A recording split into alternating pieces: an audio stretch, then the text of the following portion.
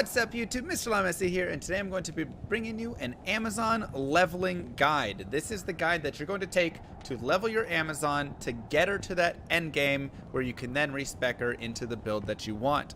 I get this question often because so many people say, I see a guide and the guide tells me to do XYZ, but only once I'm level 75. And I'm very confused how I should level the character to get there. So we're going to talk through this really quickly and what's the fastest way to level up your Amazon on your own or with a couple friends if they're not just like rushing you through to bail, right?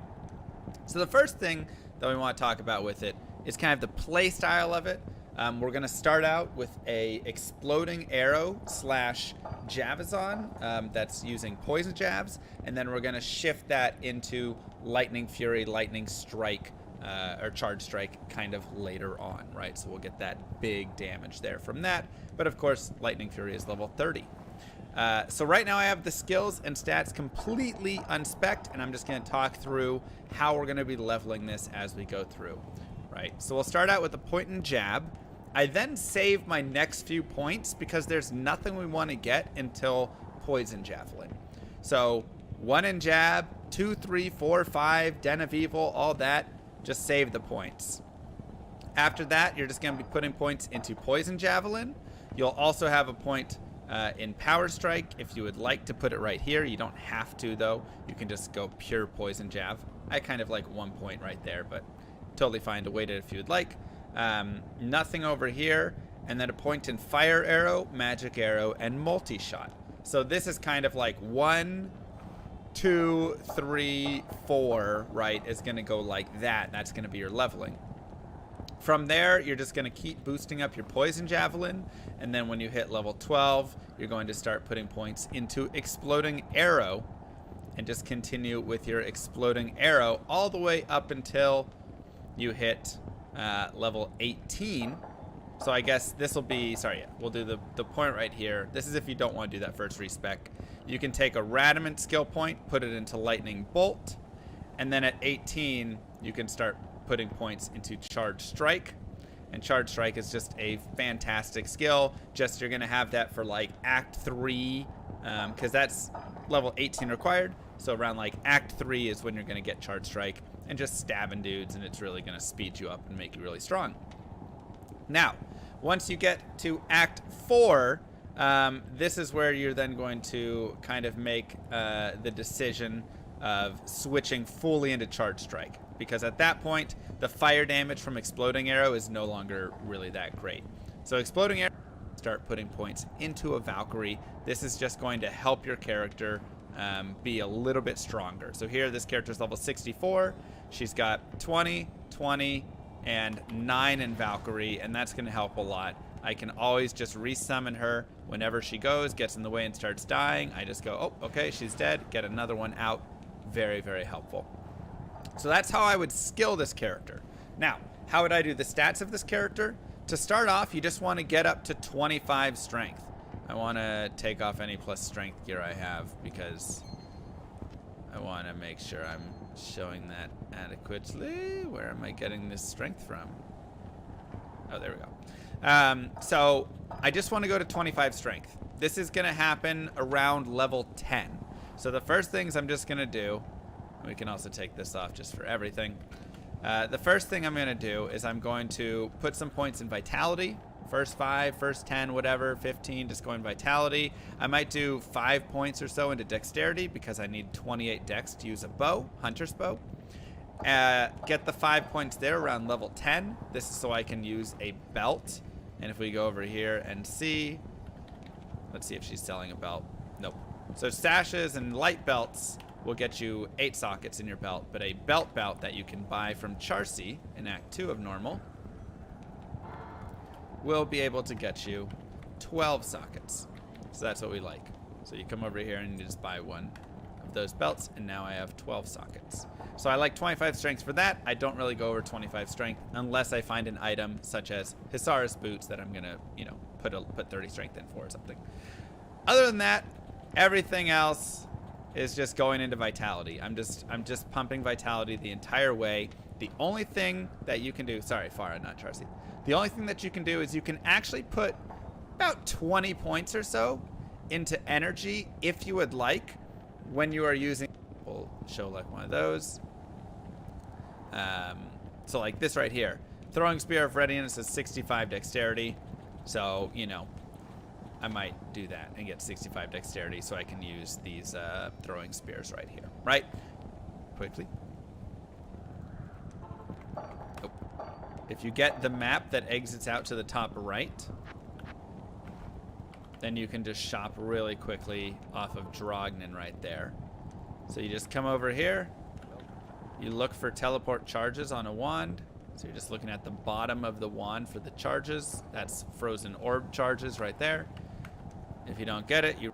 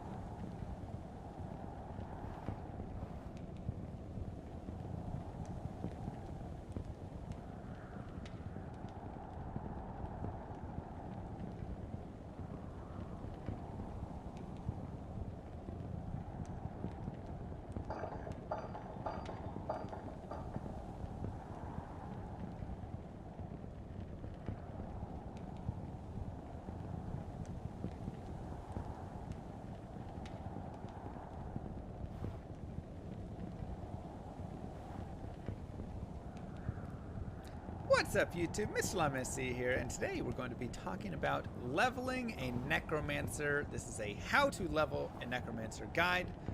So this will be carrying us through kind of the fastest way to build up your character, where you can then respec them in the later stages of the game or the end game to one of those other builds or those end game builds that you read somewhere else or got from one of my other guides that I've posted. So let's go ahead and talk a little bit about the Necromancer and how we're going to do this. First, we'll be starting with Teeth, then we're going to be moving into Bone Spear and just a Bone Necro overall. This is going to be the fastest way through the game.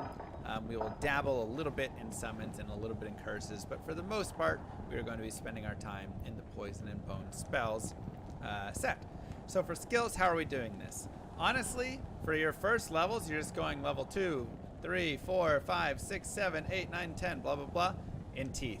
Just getting massive amounts of Teeth is very important because Teeth is a little bit underwhelming in its damage, so you want to have a lot of points in Teeth, and additionally, if you can, you should try and shop.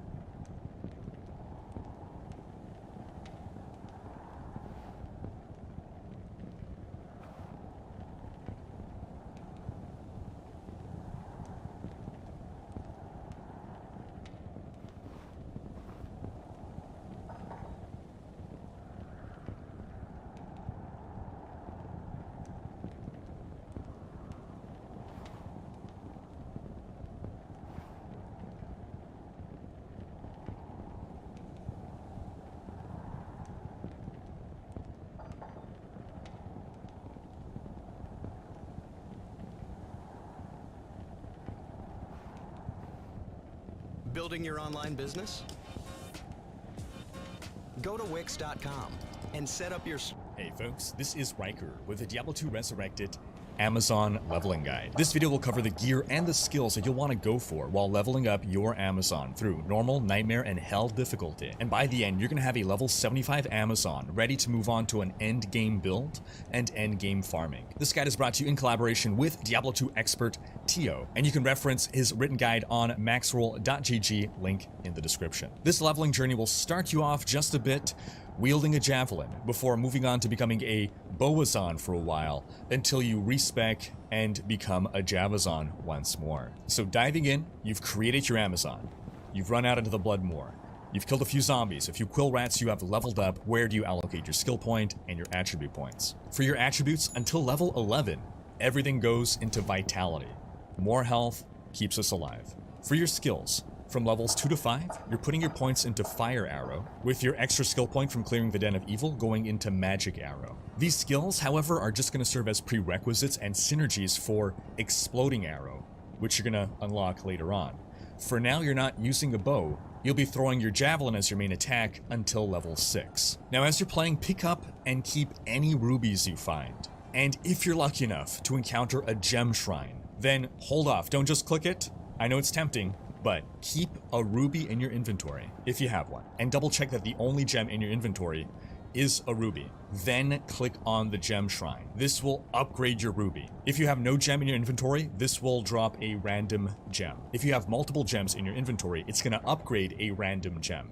But we want rubies. Once you hit level 6, and all the way into level 10, put your points into Poison Javelin. This skill creates a line of poison clouds that linger in the air. And you want to aim these so that enemies, while approaching you, are going to walk through and get poisoned. Once you reach the Black Marsh, find the waypoint, locate the Forgotten Tower, go all the way down and start farming the Countess. To farm her, go all the way down to level 5, kill the Countess, pick up her drops, which should be at least 1 rune, then leave game, load back in, waypoint to the zone, find the tower, repeat until you've collected the following runes. 1 Tal rune and 1 Eth rune. Hold on to these for a rune word later. Now every time you return to town, check Charcy the Blacksmith for a non-magic body armor with 2 sockets, a non-magic helmet with 2 sockets, and any hunter's bow with either 2 or 3 sockets. Whenever you find these, purchase them, stash them for now. At level 11, put 1 point into the bow skill Multiple Shot, and then from levels 12 to 13 into Exploding Arrow. For your attributes at level 12, put 3 points into Dexterity and 2 into Strength. And then at level 13, put 5 points into Strength. We need to reach some prerequisites here. At this point, you're going to have 27 Strength. This is enough to equip Studded Leather to use as a base for the Stealth rune word. If, however, you don't want to go for the Studded Leather, it's not that big of a deal. You can forego putting those 2 points into Strength. In that case, you put them into Vitality instead, but that Studded Leather looks pretty cool. And it's just 2 points after all. Then, once you've unlocked Exploding Arrow, it's time to go Boazon. Put your best rubies in an ideally 3-socketed Hunter's Bow.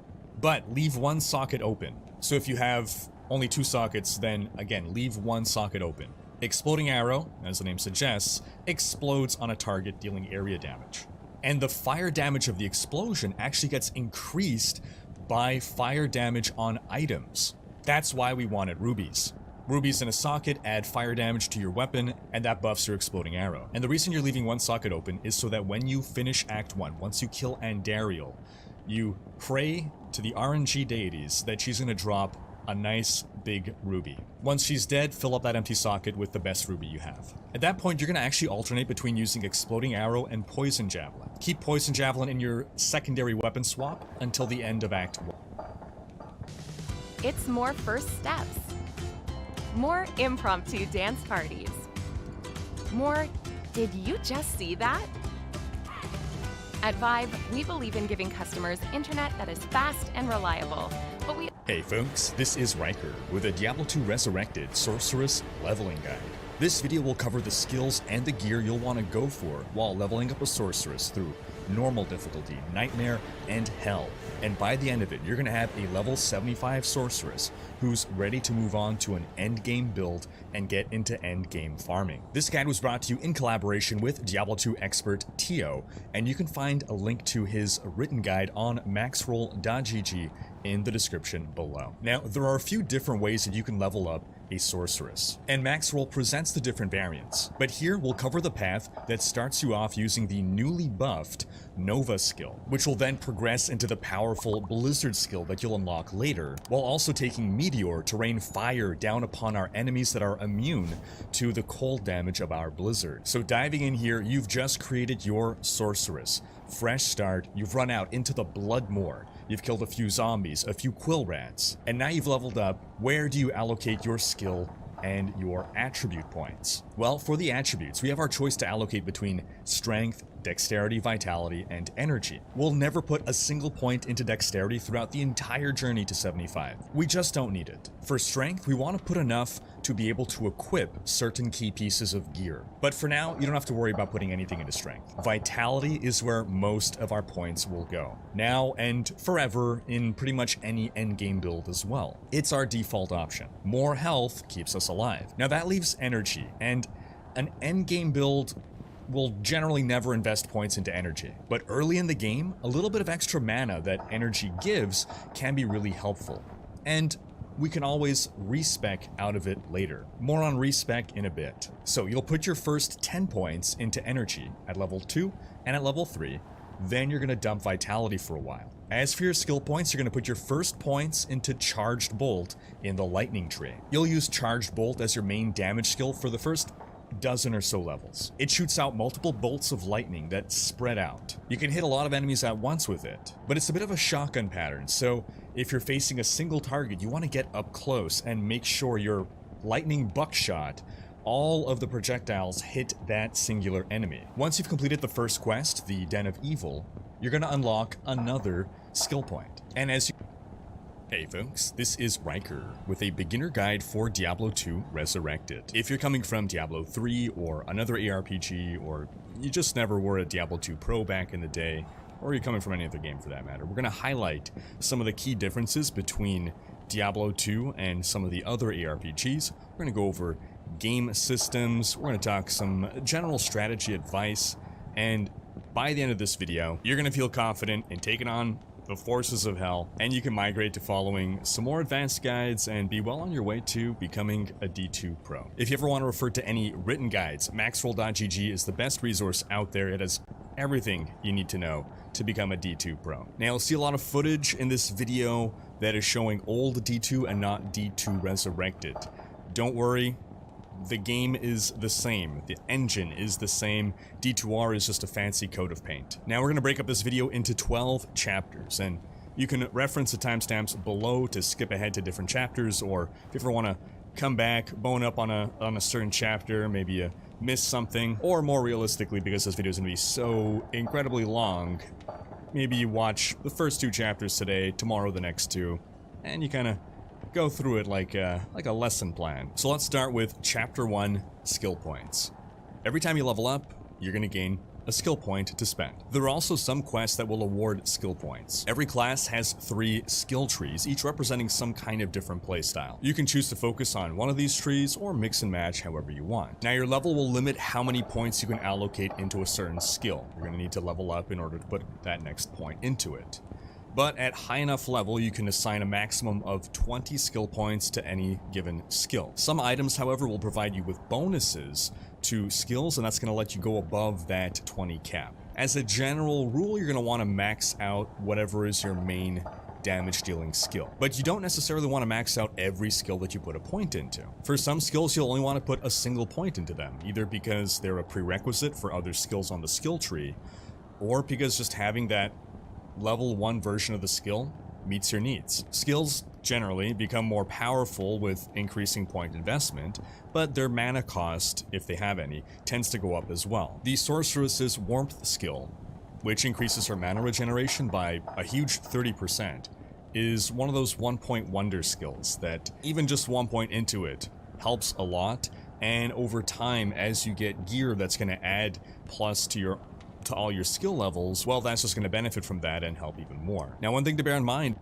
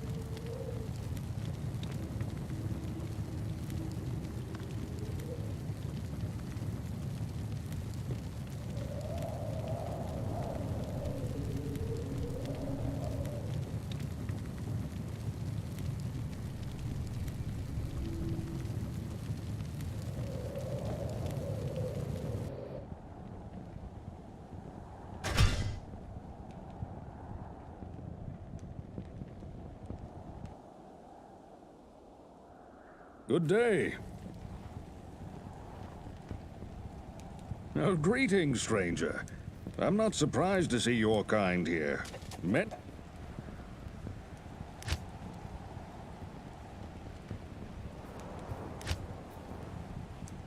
Your presence honors me.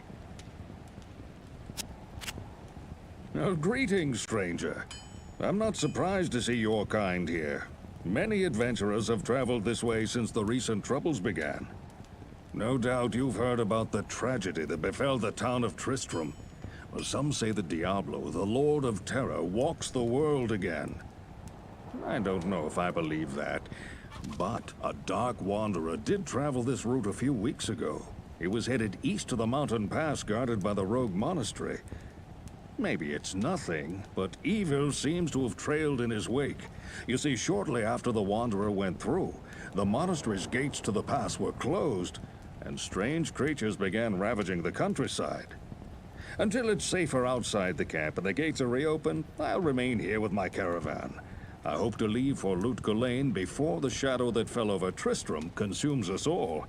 If you're still alive then, I'll take you along. You should talk to Akara, too. She seems to be the leader of this camp. Maybe she can tell you more.